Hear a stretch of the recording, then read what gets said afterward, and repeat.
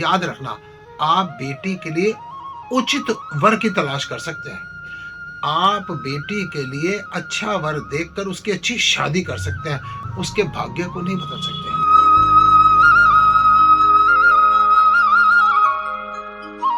नमस्कार स्वामी जी, मैं बहुत ही दुविधा में हूँ। एक्चुअली में मेरी बेटी की शादी होने वाली है। मुझे हमेशा यही चिंता बनी रहती है कि शादी के बाद उसको जो घर बार है वो कैसा मिलेगा, कैसे लोग होंगे, जिसके कारण मैं रात भर सो नहीं पाती। तो प्लीज़ आप मेरी इस चिंता का कोई निवारण निकालो या मेरी इस चिंता को दूर करो। मेरी बच्ची, आप इस चीज़ का ध्यान रखो। बेटियां जब पैदा होती हैं ना, तो अपना भाग्य लिखवा कर लाती हैं। वो चाहे बेटी हो चाहे बेटा हो, सब अपने भाग्य को, पहले बनती हैं तकदीरें फिर बनते हैं शरीर, ये प्रभु की कारागिरी है, तू क्यों है गंभीर, अरे कोई कारण होगा, अरे कोई कारण होगा। बेटियों को लेके आपको टेंशन है, इनकी शादी हो जाए, अपने घर में जाकर अच्छी खासी सेट हो जाए। अगर इससे ज्ञान लेना हो ना, याद रखना, आप बेटी के लिए उचित वर की तलाश कर सकते हैं। आप बेटी के लिए अच्छा वर देखकर उसकी अच्छी शादी कर सकते हैं, उसके भाग्य को नहीं बदल सकते। अगर आप बेटी को लेकर, उसके भविष्य को लेकर किसी टेंशन में, चिंता में, तनाव में है ना, चिंता तनाव करने की जरूरत नहीं, टेंशन करने की जरूरत है उसको संस्कार देने की।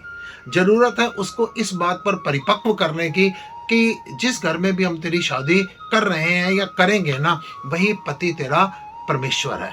तूने जीवन जो निर्वहन करना है ना, उसी के साथ करना है कि अपनी बुद्धि को, अपने मन को, अपने चित्त को, अपने अहंकार को उसके चरणों में समर्पित कर देना कि मैं तेरा भाग्य नहीं बना सकती। मैं तेरे को धन दे सकती हूँ, दौलत दे सकती हूँ, तेरे को अच्छे अच्छे गिफ्ट आर्टिकल दे सकती हूँ, तेरी अच्छी शादी कर सकती हूँ। अब देखिए ना, राजा जनक ने जिस समय पर अपनी बेटी सीता की शादी की, पूरे पृथ्वी से राजा महाराजा बुलाए। सबको बुलाने के बाद भगवान श्री रामचंद्र जी ने धनुष तोड़ा और सीता का विवाह हो गया।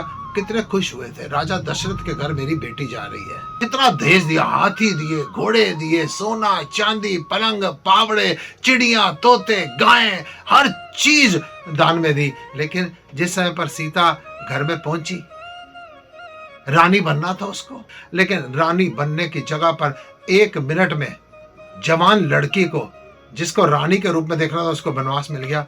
राजा जनक ने फिर भी कितना धैर्य रखा होगा कि कोई बात नहीं, बच्ची का भाग्य है, जो भाग्य है उसको वनवास मिल गया। कम से कम पति पत्नी दोनों इकट्ठे तो है ना, दोनों का प्यार तो है ना। रावण ने अपहरण कर लिया है। अब जिस समय पर रावण का वध हुआ, सीता वापस मिल गई और फिर सीता को अग्नि परीक्षा से गुजरना पड़ा। फिर जब सीता वापस आई, राज सिंहासन पर बैठ गए, राम और सीता जी बैठ गए, और एक सर्कमस्टांसेस ऐसे बने कि गर्भवती सीता को फिर देश निकाला दे दिया गया।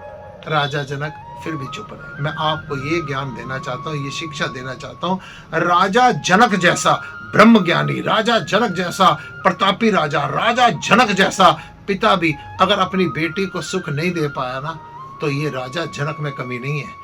अपनी बेटी के भाग्य को कोई बदल नहीं सकता। लेकिन राजा जनक के दिए हुए संस्कार जो थे, उसने पुत्री का जीवन कितना सुंदर तरीके से निर्वहन किया।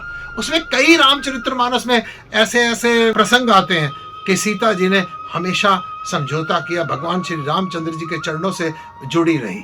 तो आप बेटी के टेंशन लगाने से अच्छा ये है, उसको संस्कार दीजिए, उसको कर्तव्य निर्वहन सिखाइए, उसके सामने ऐसा आचरण कीजिए कि ससुराल में जाके याद रखना कि बड़े से बड़ी धन संपत्ति जो है ना, वो सुख नहीं दे सकती, आपके दिए हुए बेटी को संस्कार सुख देंगे। जब राजा जनक अपनी पुत्री को भौतिक रूप से सुख नहीं दे पाए ना, अगर आप सुखों के लिए भाग रहे हैं ना, ये सोच रहे ना पैसा देके किसी बच्ची को सुख दे सकते हो, तो आपकी गलतफहमी है। आप उसको प्रेम दीजिए, उसको त्याग की भावना, समर्पण, पतिव्रता धर्म के गुण दीजिए। देखना, पुत्री के लिए चिंता करने की जरूरत नहीं, उसका जीवन हमेशा आनंदमयी रूप से व्यतीत हो जाएगा। जय श्री राम।